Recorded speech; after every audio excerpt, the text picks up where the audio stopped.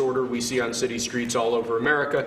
Catch and release system allows criminals to keep going back out onto the street and reoffending. What this executive order does, it charges your Attorney General with identifying jurisdictions all over the country that have cashless bail policies, and then it withholds or revokes federal funds and grants that are flowing to those jurisdictions to ensure that we're only supporting the people who have reasonable common sense policies around crime. So what area does it cover?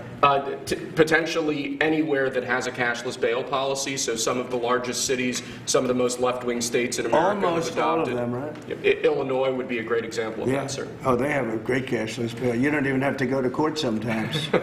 No, Illinois, I love that state. It's a great state, but it's run so badly by Pritzker. They threw him out of the family business and he becomes governor. Now he wants to run for president. I don't think that's going to happen. Okay, we'll sign right here, right? Sir. So important. And this isn't Republican, Democrat. This is, and by the way, most Democrats agree with this. But this is just, we got to bring our country back. Okay? That's a big one. Also on the issue of cashless bail, sir, this is a D.C.-specific executive order. In addition to the measures that we're taking that are quite similar to what we're doing around the country, in D.C. in particular, the objective is holding as many criminal defendants in federal custody and subjecting them to federal charges as possible. That means that they'll be held pre-trial in federal jail as opposed to just being cut back out on the streets due to a cashless bail policy. Okay? And we have the room. And by the way, the prison they have in D.C. is horrible. It's horrible. People were subjected to live in that dog trap for so long, so unfairly. I have stories, you'll be hearing about them. That prison is horrible. Okay? This is an executive order that contains a number of additional measures relating to crime and law enforcement in Washington, D.C. It charges, for example, your Secretary of Defense with establishing specialized units in both the D.C. National Guard and in National Guard units around the country, specifically trained and equipped to deal with public order issues. It charges all of your various federal law enforcement agencies with hiring additional personnel to allow them to surge personnel to Washington, D.C. to deal with the current emergency here. It does a number of other things in that space, and it also asks the Attorney General to look at D.C. Metropolitan Police general orders that have currently impeded law enforcement efforts in the city, and to potentially look at unwinding those that are stopping the police from doing their job effectively. And are we going to ask this to be codified by Congress, all of these things? I think we could potentially, yes, sir. I think so. I think we should. I think we'll get it. I think Democrats will vote. Well, I don't know. It's hard to believe that they might not, but I think Democrats will actually vote for this.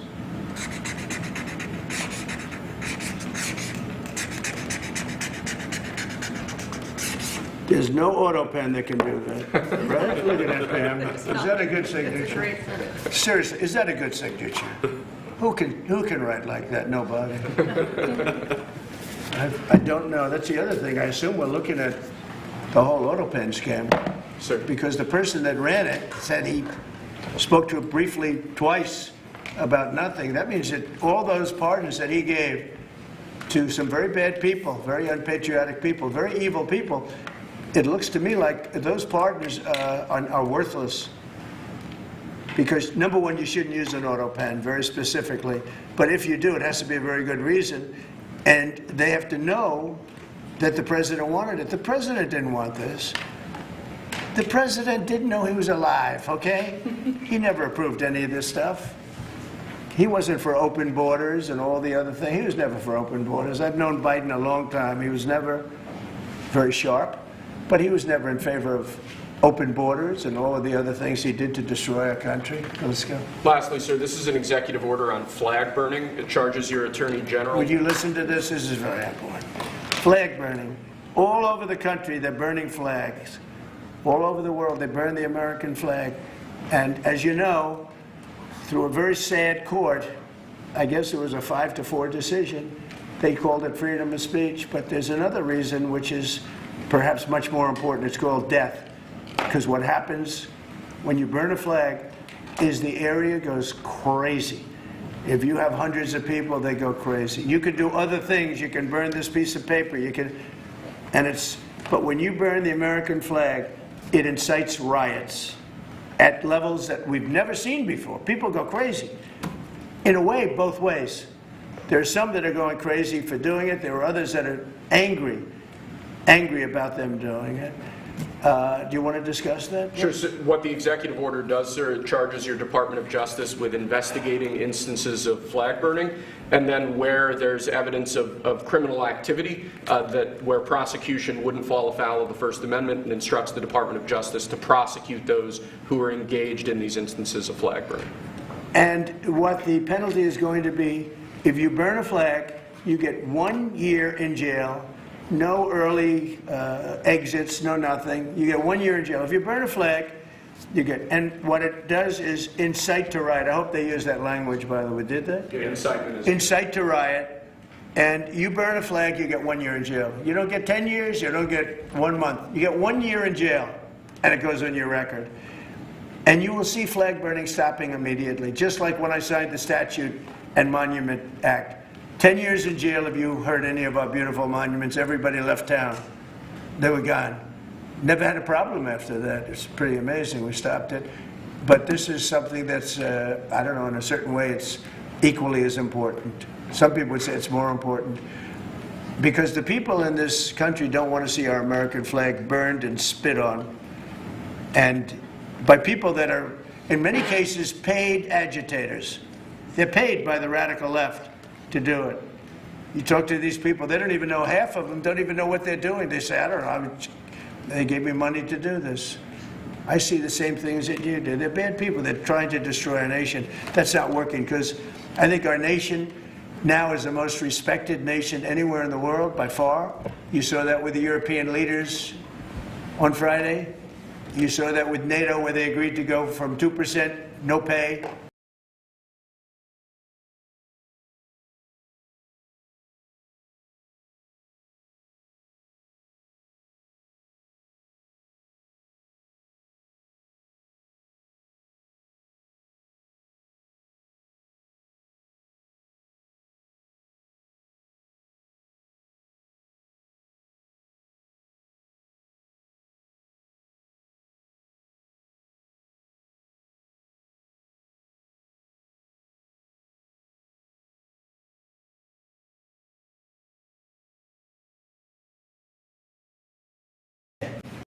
Everybody said it. We had a dead country. We were not going to survive. Now we have the hottest country anywhere in the world. So it's an honor to be involved. And this group has a lot to do with it, right behind me.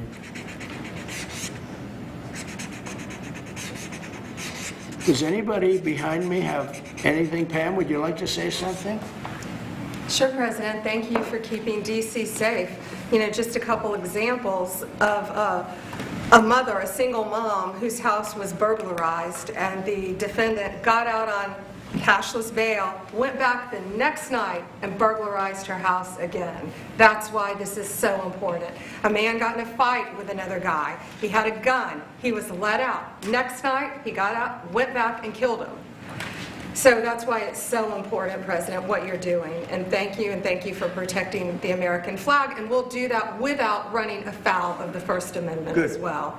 And President, I think I think Gaddy Serralta had something he wanted to give you on behalf of all the law enforcement who are out there every Mr. single President, night. Yes. Thank you for putting me in charge of this surge. As the Director of the United States Marshal Service, it's the oldest law enforcement agency.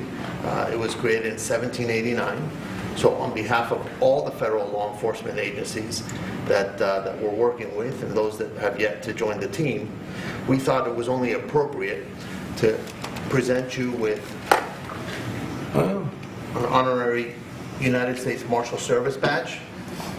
And this badge comes with this little item right here, which is a handcuff key, Mr. President, because you continue through your policies and your efforts with your staff to unhandcuff law enforcement officers all over this nation. And I can tell you personally that they thank you for that. Thank you. That's beautiful. You can continue unhandcuffing law enforcement. That's a very great honor. I'll save that and put it someplace up, which is important. Thank you very much, Gary. I appreciate it. Thank you very much. Really nice. Thank you. That's very nice. Thank you. Well, we love those people. They're brave and they love our country and they don't want to see it. Do you know how many people volunteered for this job? And before I ask the VP to say a few words, because he feels very strongly about it, I think it's very important, Pam, that when we do this, that a state required, they come and ask us. I mean, I see Pritzker saying, we don't want them. In the meantime, his city is being shot to hell. And they do that politically. And they probably do want it. If we didn't go to Los Angeles, you would literally have had to call off the Olympics. It was so bad. And the sheriff and the law enforcement people, but the sheriff said, and he came out very strongly, he said, if we didn't have these people, we were not able to control it. Now, 4 days later, after we had it totally under control, we did that quickly. He changed his tune a little bit. Well, I think we could have done it, you know. They were dead. If we didn't send in the troops, Los Angeles was dead, the Olympics was gone, the World Cup was gone, everything was gone. We did a great job. And Newsom, we got he's an incompetent governor. But I think people should want us to be there because otherwise all they'll do is complain as we do our job. So we'll have to think about that, okay? We go in, like in Washington, we go in and the people that are here that have been doing, I don't want to say terrible because she happens, you know, she's a nice woman, I guess. I don't care about if she's nice, you know, I really don't care. I want her to do, I'd rather have her be horrible but do the job. But we come into Washington and we have the 11 best days they've had here in 2 centuries. I mean, they've never seen anything like it. Let's go 2 decades. In over 20 years, they haven't seen anything like what happened. And now they're out there saying, we don't have crime in Washington. Well, that's true. For 11 days, you don't have crime. But before that, everybody was getting hit and mugged, and you people could not walk to your office without security. That's how unsafe it was. So I think we should really let them have their city, let their city go to hell, and when they come and beg us to help. The only problem is we want to save it for the people, because the people want us there. The people here, 95% of the people here want us. The real people, not the people you find on, I don't know where you find these people. You have one person that has a broken nose. Where'd you get it? Well, I was mugged. Good. Do you want to see Trump here with? No, I don't want. A woman has a broken nose. She got mugged. But she's saying she doesn't want any protection. It's all made up fake news. It's just fake news. I don't know where you find these people. Anyway, would you say a couple of words, please? And then I'm going to ask JD to say something. You have done an unbelievable job in a short period of time. Thank you, Mr. President. Highly recommended by you-know-who, right? Yes, sir. Do you want to say his name? Mr. Youngkin, Governor sir. Youngkin. Yes, sir. We stole you from Governor He called Youngkin. me. Right. He called me. Glenn Youngkin called, and he said, "I have somebody who's really fantastic." And based on that recommendation, here you are. You've done a fantastic job. I appreciate it. Thank you, Mr. President. Thank you. Go ahead. The men and women of the Metropolitan Police Department are back. They enjoy doing their job again. They feel the ability to go out and be law enforcement officers. They feel that they're connected to their communities again. They are making a difference. Thanks to you, Mr. President, and our federal task force, you are making D.C. safe once again. Good. Thank you, sir. It's going to get better and better. Well, it can't get much better. There's no crime. I read where crime's down 89%. I said, really? Who are the 11%? Okay? There's no crime. JD, please. Yes, sir. Well, thanks, Mr. President. Thanks to the incredible team here. You know, I want to echo something the President said, where you say there haven't been murders in a couple of weeks in D.C., and it doesn't sound good, but then you talk to local law enforcement, and I didn't realize this, that this town averaged 1 murder every other day for the last 20, 30 years, which means that in 2 short weeks, the President and the team have saved 6 or 7 lives, people who would have been killed on the streets of D.C., who are now living, breathing, spending time with their families, because the President had the willpower to say, no more. We're not going to give the streets of D.C. over to vagrants and robbers and murderers. And the last point I want to make, sir, to your point about we want people to welcome us, to ask us, because Look at Governor Pritzker in Illinois, or Governor Newsom in Los Angeles, or Governor Moore in Maryland. They are angrier about the fact that the President of the United States is offering to help them get their crime under control than they are about the fact that murderers are running roughshod over their cities and have been for decades. Why are Democrat governors angrier about federal law enforcement helping clean up their streets than they are about the fact that those streets need to be cleaned up to begin with? It shows a real sickness in the head. And I agree with the President of the United States. I think most Democrats, rank and file, nobody likes crime. Republicans don't like crime. Democrats don't like crime. Independents don't like crime. Why are Democratic governors doing everything in their power to make crime easier to do in their cities? It doesn't make an ounce of sense to me. But, Mr. President, I appreciate you being willing to help. And I hope these governors take you up on the offer, because we should clean up all of America's streets. It's the right of every American to live in safety and comfort in their community. And we've got the people to do it. They're signing up like they've never signed up before. Our military, as you know, during the campaign, nobody was signing up. We were way short of their goal, we were understaffed. Nobody wanted to be in the military. Nobody wanted to be a policeman. Nobody wanted to be a fireman. They didn't want anything to do with the country. We had an incompetent, grossly incompetent president who, frankly, should not have been there. He should have never been there. The damage he did to this country is incalculable. I mean, just what he has done. So much of our effort are getting murderers and jailbirds and people out of this country who are drug dealers at the highest level. So much of the energy of people that he let in, it was an unforced error.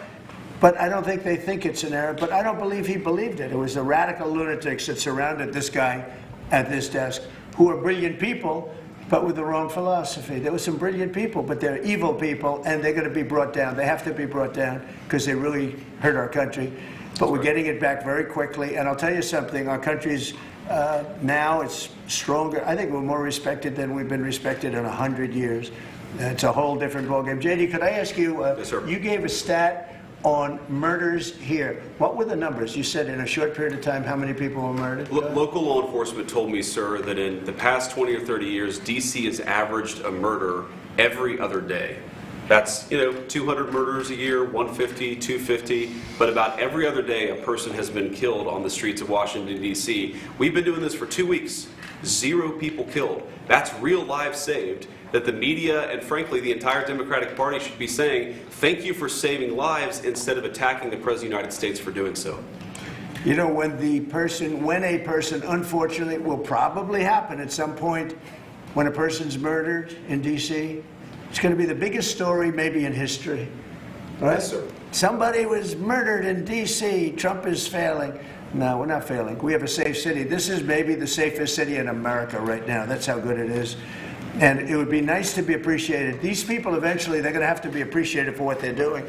And they're going to have to be appreciated by the officials that are really happy when we go in because they've lost control of their place. Steve Miller, please, say a few words. Thank you, sir. So just to, first of all, follow up on what the Vice President said, no police officer working in the city can remember a time in their lives when there has been no murders.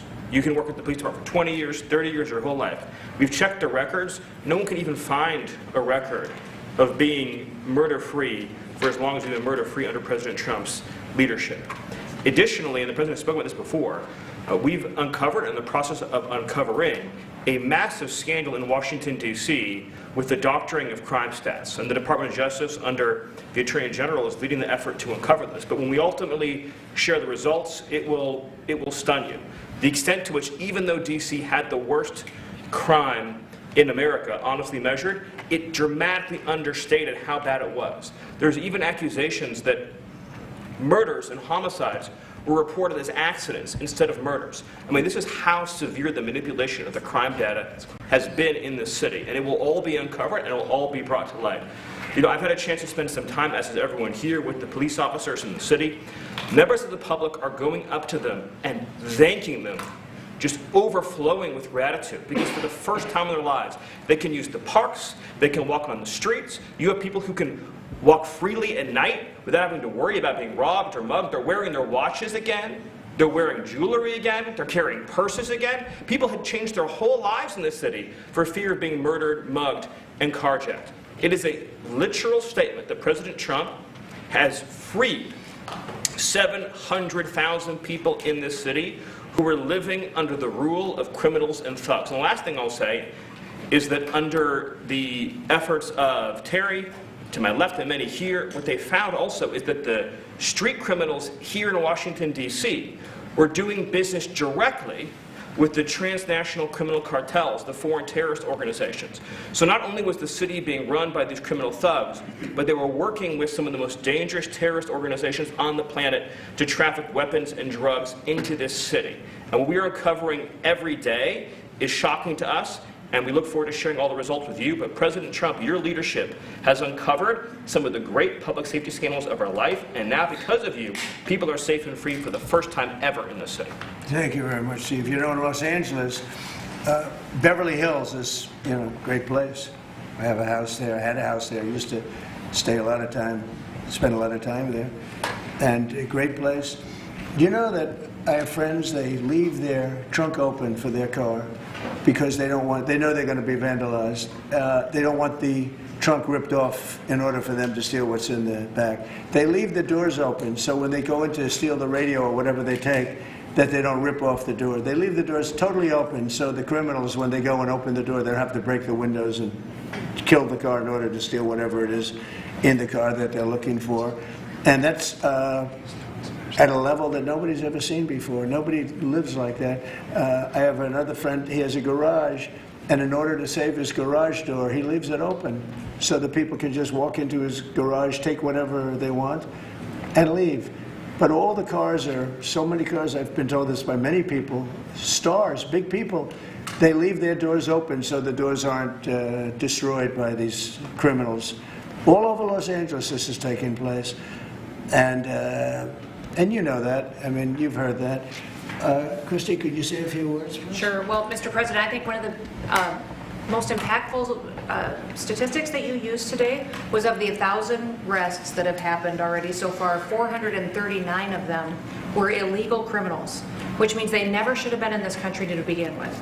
That they were in this country, invaded over our southern border or our northern border or maritime seas, and then they committed crimes against the American people. So by getting those individuals incarcerated, we've stopped those violent crimes from happening here in the city. And sir, they do. Exactly like Stephen was talking, they have ties to cartels. They have networks across this country in other cities. So by what you're doing here is going to have a ripple effect in Miami, in Chicago, in other cities, because you're grabbing those networks and giving us information and targeting information to go and get more criminals across this country. So thank you for the work that you're doing.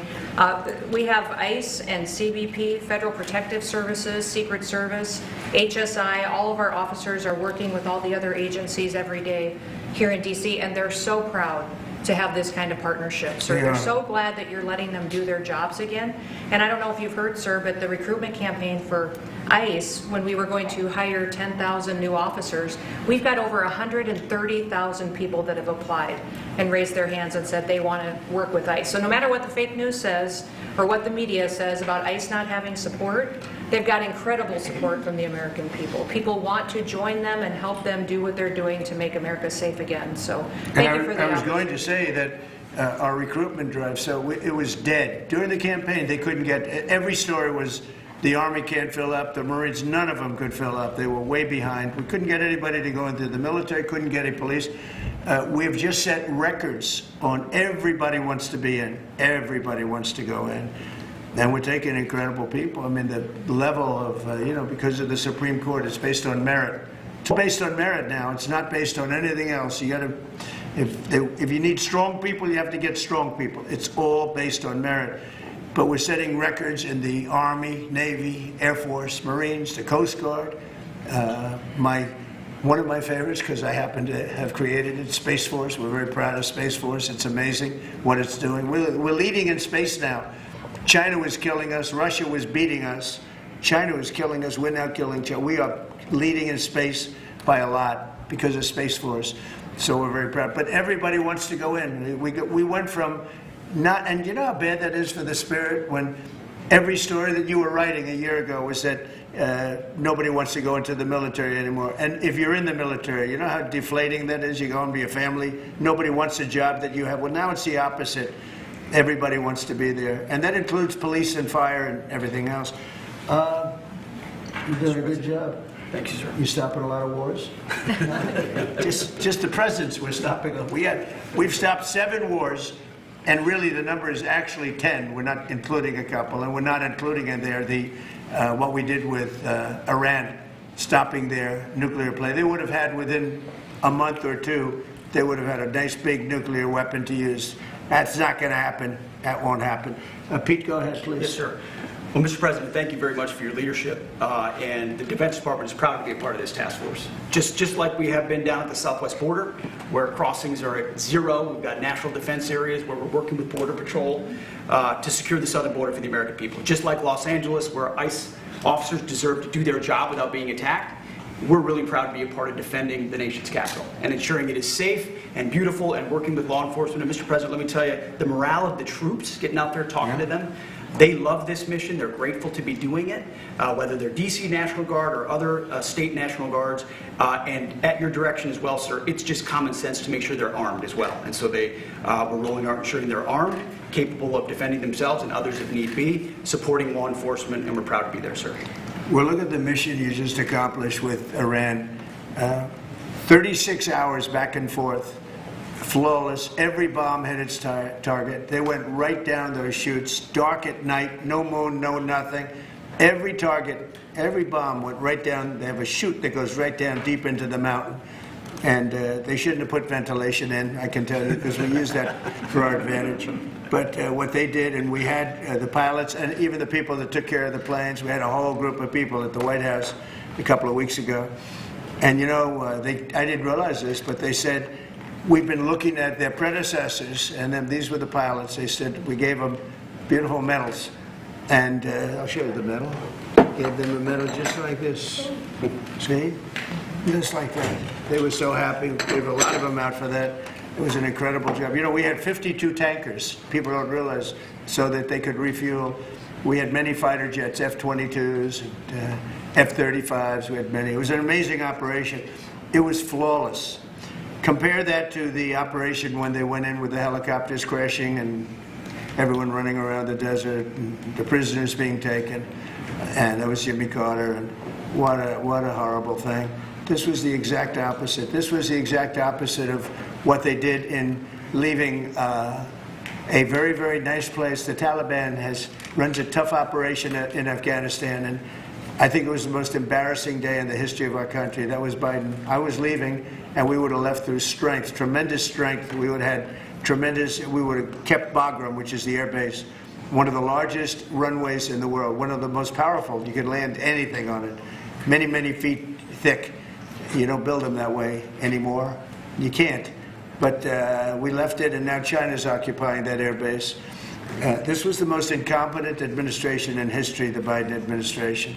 And you're just lucky that they lost, because if they won, you wouldn't have a country anymore.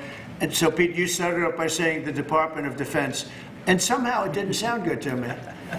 You know, it didn't sound good. Defense, what are we defense? Why are we defense? So it used to be called the Department of War. And it had a stronger sound. And as you know, we won World War I, we won World War II, we won everything. Now we have a Department of Defense. We're defenders. I don't know. If you people want to, standing behind me, if you take a little vote, if you want to change it back to what it was when we used to win wars all the time, that's okay with me. All right? That's coming soon, sir. You let me know if you want to do it. I think Department of War. It just sounded bad. He said, sir, on behalf of the Department of Defense. Defense. I don't want to be defense only. We want defense, but we want offense too, if that's okay. So you'll make a decision. But you know, as Department of War, we won everything. We won everything. And I think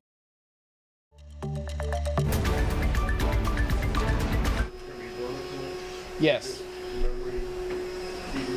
Yeah, just same. No, same thing that's feeding this one. It's one of those things up there. Yeah, we just have to get around an HDMI cable from there to there. Okay, well, the bug worked this time. I guess it was just a one-off.